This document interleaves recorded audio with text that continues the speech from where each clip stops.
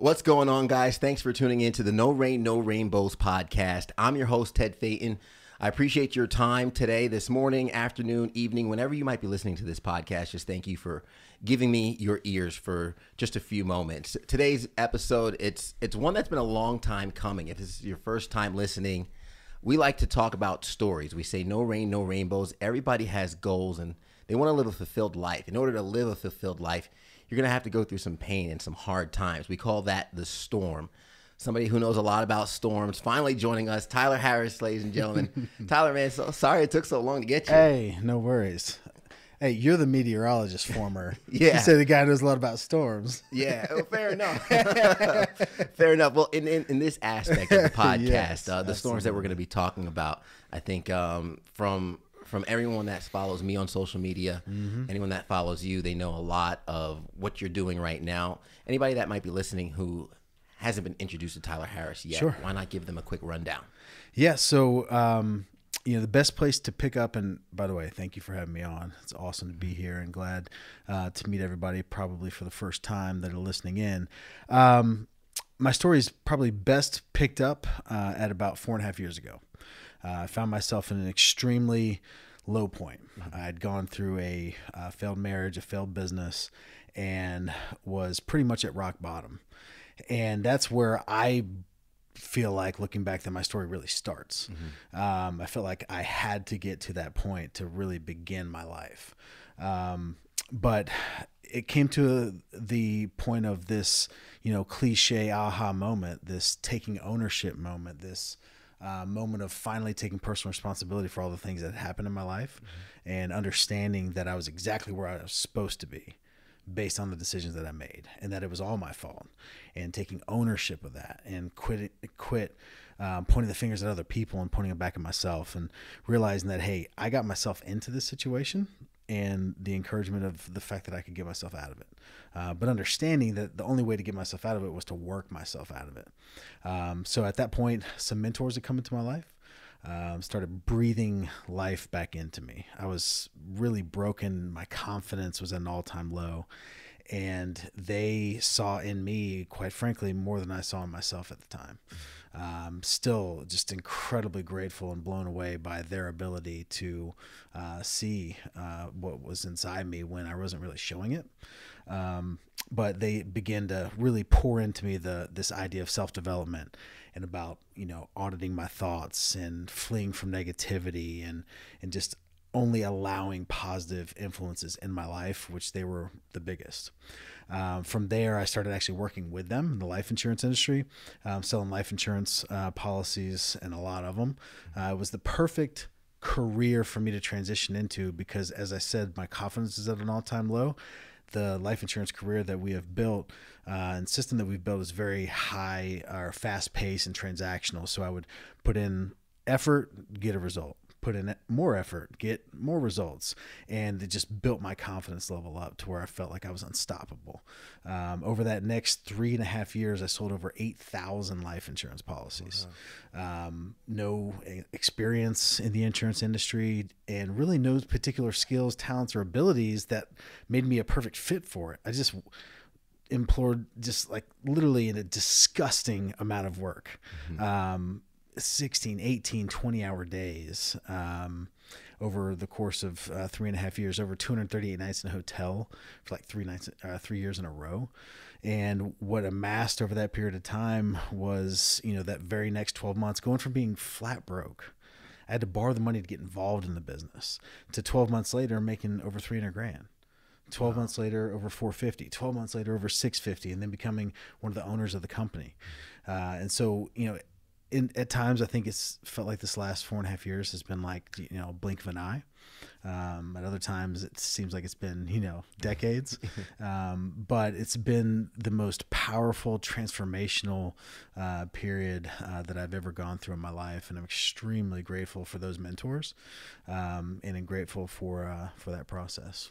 And I think when we say a no rain, no rainbow story, just hearing that story, I think defines it perfectly. Yeah. And there's a lot of things in there I'd love to kind of dive into, unpack, sure, and kind of like reversing back to the initial when you said that there was a switch, you started taking personal responsibility. And I know change doesn't always happen in an instant. A lot of people think, oh, today I'm a different person. I feel like sometimes there has to be a progress in that mindset. Yeah. Was it all at once for you, or was it a slowly, like a realization over time? It wasn't all at once, but it wasn't that slow.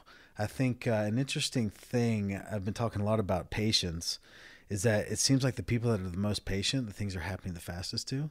It's like, well, that doesn't seem like a good use of it. Like they're patient, so let's allow them to use that patience.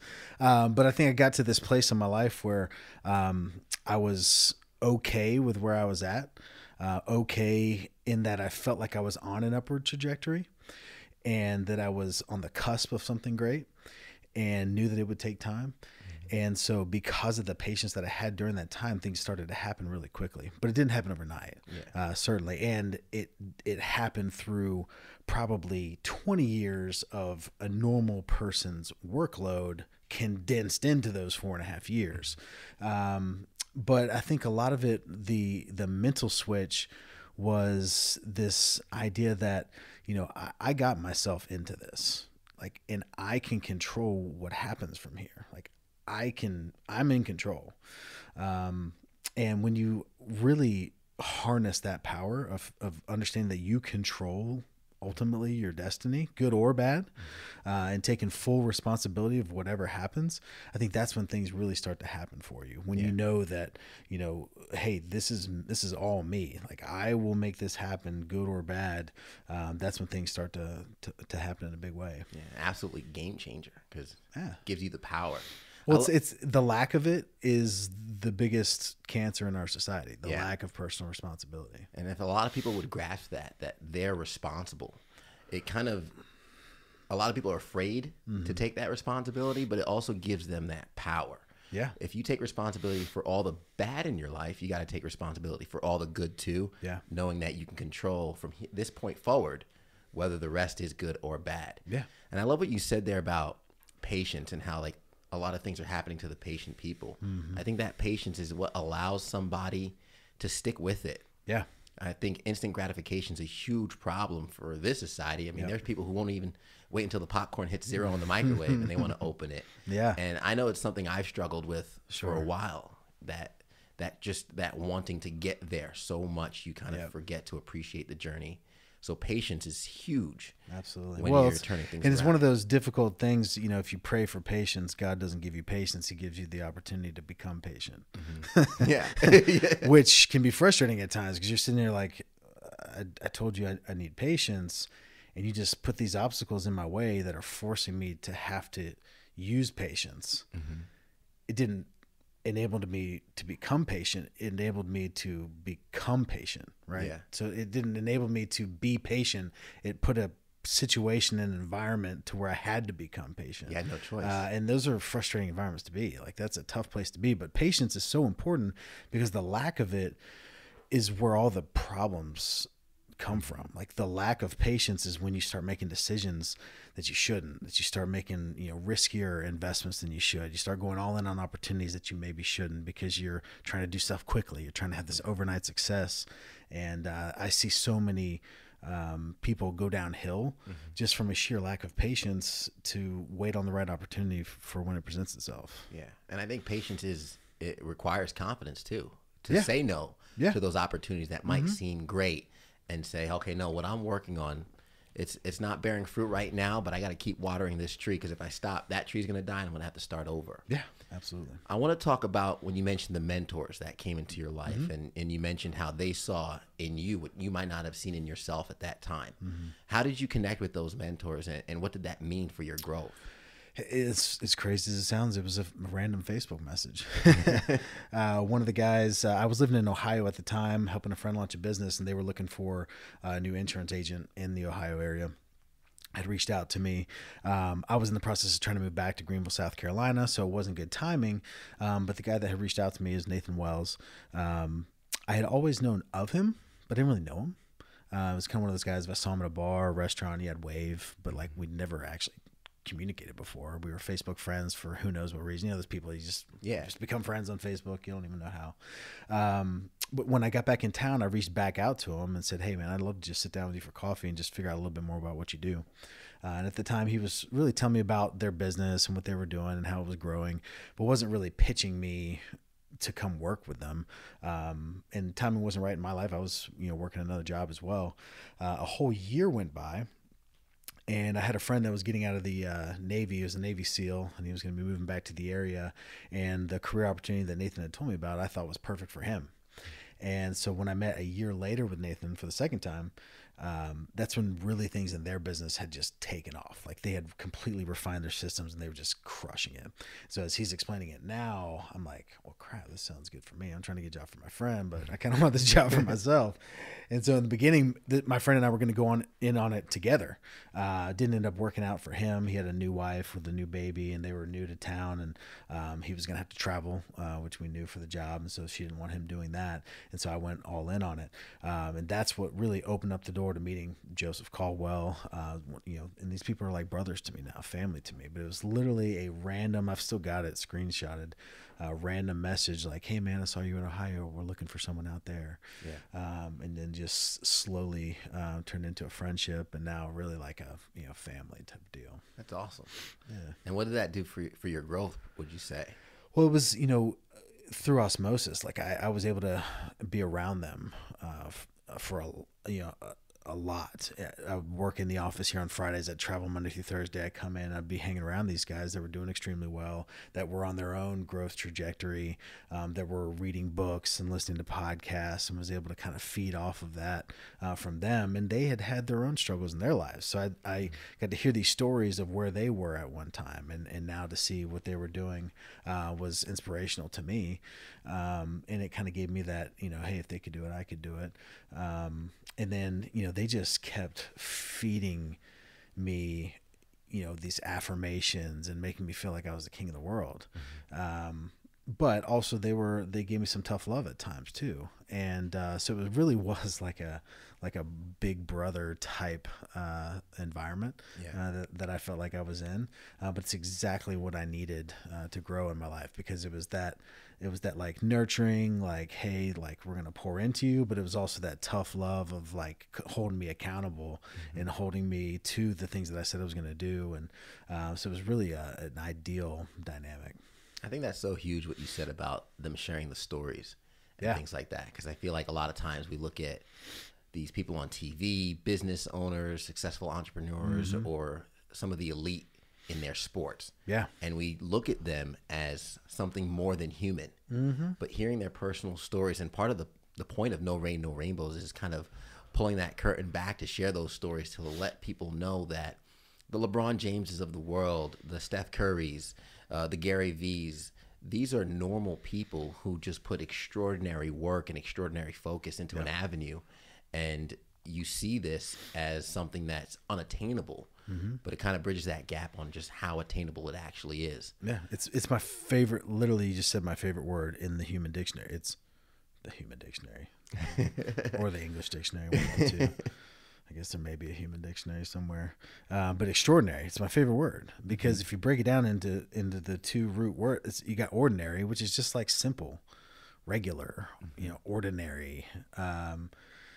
And then you've got the extra. And so if you think about the simple, like there's nothing really that fantastic and incredibly unique about me. I just do the extra. And to me, the extra is the work. And so it's the ultimate encouragement to anyone that's listening to this podcast to know that like they don't have to be freaking Elon Musk or Steve Jobs. Like they don't have to invent these incredible things and do things that have never been done before. They just have to be willing to put in the extra. And put in more work than everybody else, put in more work than they've ever put in before, and more of the ordinary, simple, routine, regular work, just more of it. Yeah. And it'll get them to an extraordinary place. And that, to me, that was the ultimate encouragement. And that's the one thing, I'll be honest, whenever I see you and what you're doing, I'll look at Jess and be like, baby, I got to do more. Just seeing everything you put in. Yeah. And you mentioned you went all in and working 18-hour days. Mm-hmm. That might scare a lot of folks. Where would you say your work ethic came, and how can somebody kind of replicate that? How can somebody get to that level of not just putting in 18-hour days, but that level of effectiveness and, sure. and progress? I mean, I think the work ethic came from two places. The first place it came from was my dad. My dad's an insanely hard worker, insanely hard. I mean, I've watched my entire life him just outwork everyone, including me as a kid growing up. But the second is it came out of necessity. Like it had to work. Like I was in a position, I'd just gotten remarried, and like I was in a bad financial spot. Like I had to make it work. And it's magical what happens when you don't have any options. I always talk about this idea of a tightrope walker. If somebody were to walk in the room while we're recording here and just like, hey, there's this dude tightrope walking out there. He's got this big net and he's up there. And I'm like, oh, he's got a net. That's kind of cool. But someone ran in here and they're like, hey, there's this dude tightrope walking from here to, the shopping center over here with no net. I'm like running outside to go check it out, because there's no safety. Like if he falls, it's over. And so for me, like I had no backup plan. I had no contingency plan.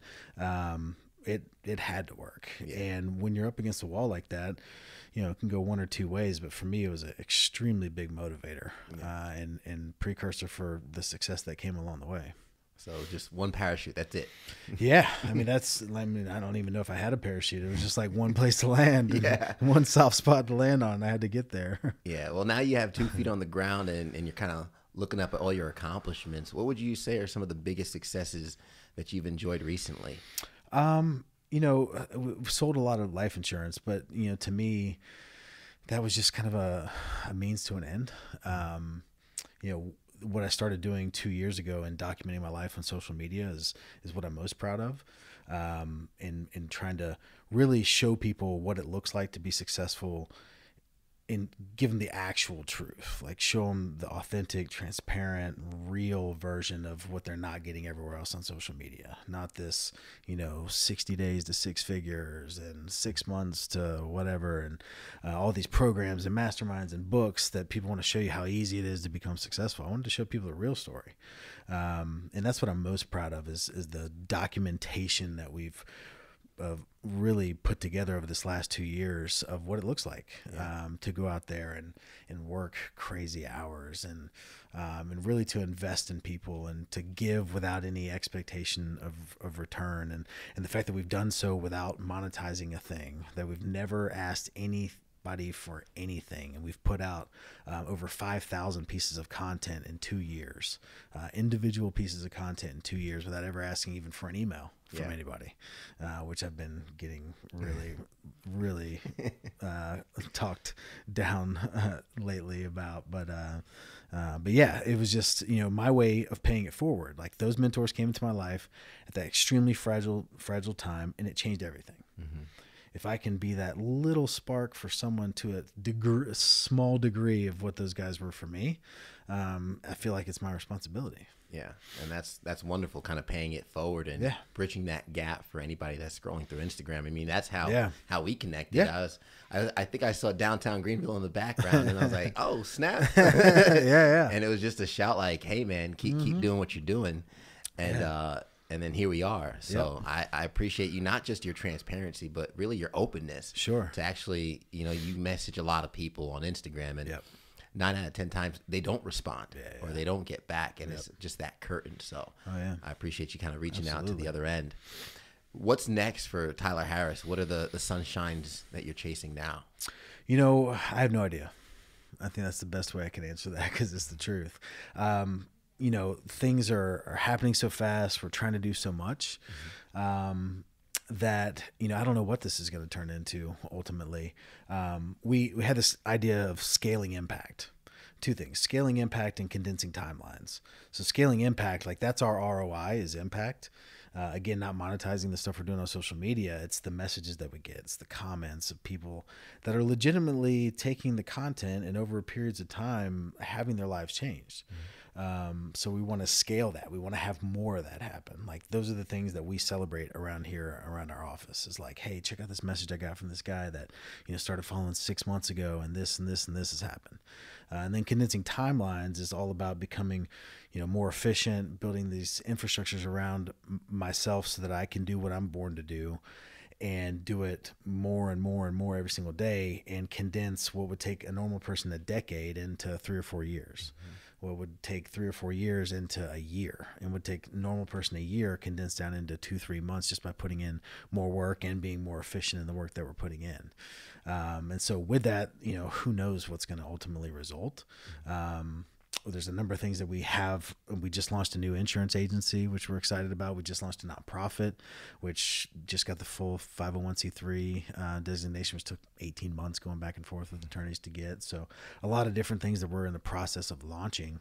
But again, all of that is to the end of, scaling that impact. Yeah. And I'm sure they'll all come with their own challenges for Yeah. sure. And after you accomplish those, it's on to the next one, right? Yeah, for sure. And I love that answer too, because I think a lot of people are in that space in terms of like, we don't know what's next. And Yeah. I think the biggest thing anyone listening to this podcast, maybe watching on YouTube, might take away from it is you don't have to know what's next. You just have to be willing to put in that work. And some of the points you made throughout the episode, which I love the patience aspect, because someone needs to stick with something long enough to actually see if it works. Yeah. And also the mentors, bridging the gap and seeing these people on extraordinary levels, sharing their ordinary stories. Yeah. That can help anybody move forward.